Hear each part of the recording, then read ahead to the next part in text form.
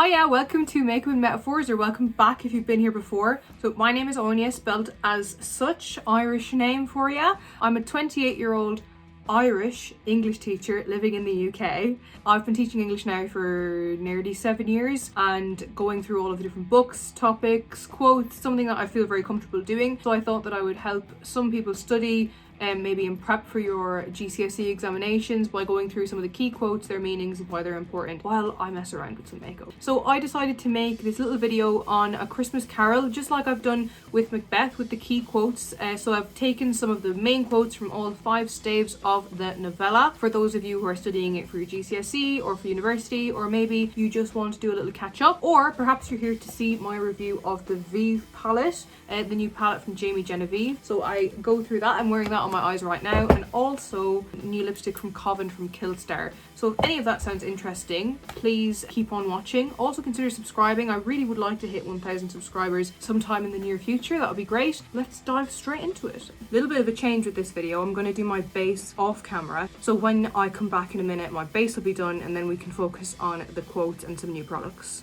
First thing to remember is that there is 5 different parts in this book. They're called staves. Now, traditionally staves are used in music with 5 different lines divided into 4 different spaces. And Dickens calls each part of his novella a different stave because they kind of are standalone pieces. They each have a kind of encapsulated story or lesson from it. Each of them has their own kind of specific mood. So for instance, the mood in stave 1 compared to the mood in stave 5 would be completely contrasting. So just to name the 5 staves, we've got stave 1, which is Marley's ghost. We've got stave 2, which is the first of the 3 spirits. We've got stave 3, which is the second of the 3 spirits. Stave 4, which is the last of the 3 spirits, and then stave 5, the end of it. It's said that Dickens wrote this book entirely in just a 6-week period, that he began in October and then it was actually released on the 17th of December and went on to sell out in just 3 days. He was inspired to write it after a charity event that he spoke at when he was 31 years old,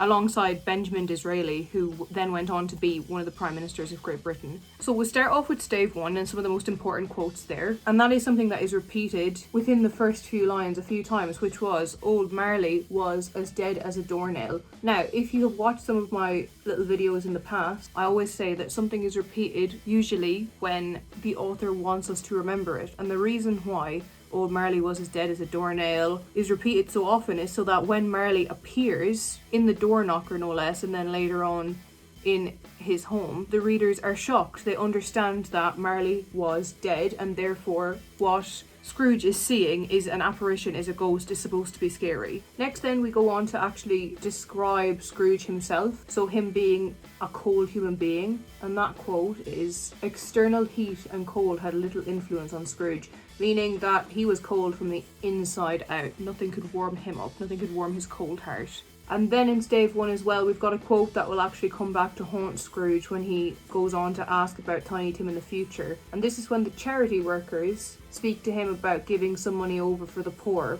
when Scrooge says, "Is there no prisons, no workhouses?" And when he's told they would rather die, Scrooge very famously says, well, if they would rather die, then they had better do it and decrease the surplus population.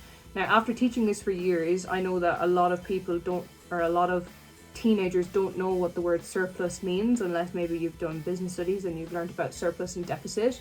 But surplus basically means too much. So there's already too many people in this world. So the poor people, well, if they would rather die, then they should just die. And obviously this is quite shocking to readers during the Dickensian era, as well as now, like that rather than just declining to give anything to the poor, he actually just says, well, they should just go and die. Another insight to how cheap Scrooge was the fact that obviously his office was just lit by pretty much a single candle. When it said darkness was cheap and Scrooge liked it, basically he didn't want to be paying any bills, he didn't want to be lighting any more candles than he had to. So then when we meet Marley's ghost for the first time, and he's trying to convince Scrooge to change his ways, trying to show him all of the chains that are made of ledgers and cash books, and how Scrooge can go on to change his life. But it's not just a little easy fix. Scrooge is very much planted in his ways.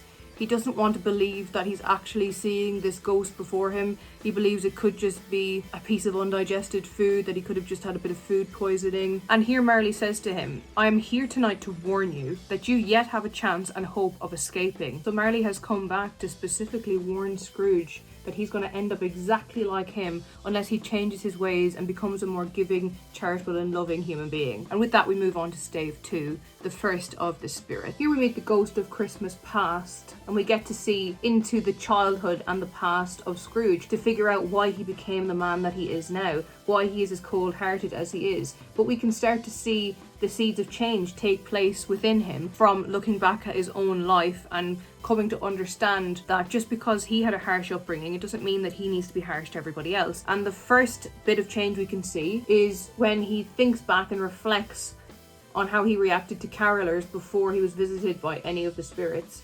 And he says, "There was a boy singing a Christmas carol at my door last night. I should like to have given him something." So basically that he regrets that he didn't give the caroler a little bit of cash. We meet his first ever boss, Fezziwig, and the ghost of Christmas past mocks him, but he does this by calling him like a silly man, etc., to upset Scrooge, because Scrooge didn't realise, I suppose, how much he loved his boss, but how horrible he is to his own workers. But he didn't take the lesson that Fezziwig gave him. We can see Fezziwig shaking hands with everybody individually, showing that everyone to him was important, no matter what class, whether they were apprentice or whether they were customer or whether they were of the upper class or the lower class, they were all equally as important to Fezziwig. And that's why everyone loved Fezziwig, including Scrooge. And it says the happiness he gives is quite as good as if it costs a fortune. So basically, Fezziwig wasn't giving these people money, but he was giving them happiness, which is just as valuable, if not more valuable. And then we can move on and see the love life that Scrooge had, or the lack of love life. When he is slightly older, we can see that he is late to meet Belle, his fiancée, on Christmas Eve. And they have a falling out. She explains basically that she doesn't think he would even be with her if they met nowadays because she was a dowerless girl, as in she doesn't have a dowry being the money that is passed on from a father to a prospective husband once the marriage is done. So it's almost like a business transaction. So because she was dowerless, she thinks that he wouldn't have actually married her. So we can see that he has gone on to become that greedy man. There is a few phrases that Belle says, one of them being, "I release you," kind of like, "You're no longer bound to me, you're free." And he doesn't go after her, he doesn't fight for her. And then the real thoughtful line that she says, which is, "Another idol has displaced me," a golden one. Golden idol being money, coins. We then actually get another glimpse into the even farther future, where we see Belle with lots of children and her actual husband that she went on to marry. So kind of a look into the life that Scrooge could have had. And her husband comments that he saw Scrooge and he said that he was quite alone in the world. So we can see Belle surrounded by children and a loving husband, and Scrooge alone. Okay, that brings us swiftly on to stave 3. We're working through it nice and quick today. So in stave 3 we meet the ghost of Christmas present, one of my favourite ones for sure. And we see him sprinkling incense from his torch on Christmas dinners. And this incense would personify Christmas spirit, that he's sprinkling Christmas spirit on all of the dinners that pass him by. The ghost of Christmas present brings him many places, but one of the most important ones, and one that you will more than likely have to speak about in the exam, is that he brings him to the Cratchit home. And we see Tiny Tim. Tiny Tim must play on the heartstrings of Scrooge, because he asks the ghost of Christmas present if Tiny Tim will live, seeing as Tiny Tim is a weak, frail boy who goes around on crutches and coughs, and we can see that he's obviously not well. The ghost very poignantly says, "If these shadows remain unaltered by the future, the child will die." I believe there's a few other things as well, like I see an empty chair and a crutch without an owner. We can also see that even though Bob Cratchit has been greatly mistreated by Scrooge, he does understand that because of Scrooge he has a job and he is able to provide for his family. So he raises a toast to him, Mr. Scrooge, the founder of this feast. A quick run through with stave 3, we can see the vast difference between Scrooge, who's wealthy and unappreciative and ungiving, versus Bob Cratchit and his family, who, while poor and struggling, they can still manage to give thanks to Scrooge, to still be appreciative, even though Scrooge has been nothing but troublesome for them, really. Okay, moving on to the penultimate stave then, stave 4. Which is the last of the spirits. So this will be, a lot of people say the ghost of the future, but it's actually the ghost of what's yet to come. We see a huge change in Scrooge in stave 4. Rather than being kind of nasty and impatient with the spirit like he had been before, instead he kind of displays a willingness to change and a want to change. And he says to the spirit of Christmas yet to come, "I'm prepared to bear you company and do it with a thankful heart." So basically, I'm going to take in everything that you say and appreciate it. So spoiler alert, although I'm sure you know the story if you're watching this already, the Ghost of Christmas Yet to Come is showing him a future in which Scrooge is already dead. And it takes Scrooge quite a while to cop onto this, or to actually understand that it's a time when he's not there, and that people are talking about his funeral, and the robbers have robbed his home, and the blankets from under him, and the curtain from around him. Now, we won't be going into it in as much detail as that, but just some of the quotes that kind of prove that he hasn't quite twigged that this is a Christmas in which he has already passed. So while he's listening to the men at the bank in the morning discussing the funeral, they say, oh, it's likely to be a very cheap funeral. Upon my life, I don't know anyone who'd go to it. So can you imagine how hurtful it would be to hear people talking about your future or your funeral like that, you know? I thought it would be very cheap because no one would actually go. And still Scrooge hasn't really twigged that it's his funeral. He says, oh, I see. The case of this unhappy man might be my own if my life tends this way. So basically he's saying that, all right, well, I might end up who they're talking about, when really it is him they're talking about. You could argue that deep down he does know, because obviously he refuses to look at the gravestone for quite a while at the end to see that it's his own name that's inscribed upon it. And once again, another quote that we could take from this to prove that he is actually willing to live by these lessons that he has learned, with the quote, I will not shut out the lessons that they teach. Right, so stave 5, the final stave, the end of it as it's called. Here we see Scrooge looking like he's 40 years younger, full of life, full of excitement, at the understanding that all this time hasn't actually passed, and it's only just Christmas morning. And he admits that the spirits of all three shall strive within me, so I'm going to take all of these different lessons that I've learned. And there's loads of like little successive quotes that you could take, or you could use it all as one long quote where he like uses a bunch of similes to describe how he's feeling. So starting off with, I'm as light as a feather, I'm as happy as an angel, I'm as merry as a schoolboy, I'm as giddy as a drunken man. So very different to how he's described at the start with being as solitary as an oyster. So if you took them two different similes and compared them, for as solitary as an oyster and as giddy as a drunken man, it nearly doesn't seem like the same man.